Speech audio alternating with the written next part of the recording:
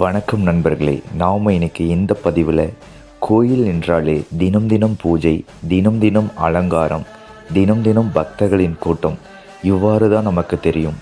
ஆனால் ஐயப்ப சுவாமிக்கு இவ்வாறு நடப்பதில்லை.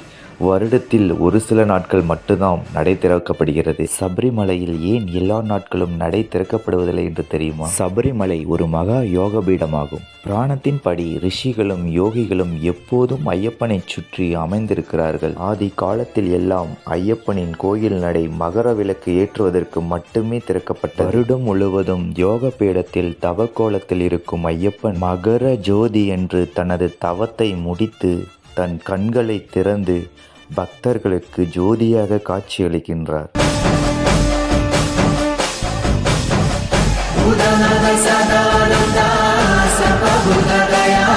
இந்த மாதிரி ஆன்மீக தகவல்கள் தெரிந்து கொள்ள எங்களுடைய சேனலை சப்ஸ்கிரைப் பண்ணிவிட்டு கூடவே பெல் ஐக்கானை கிளிக் பண்ணிவிட்டு எங்களுடைய வீடியோவை தொடர்ந்து பாருங்கள்.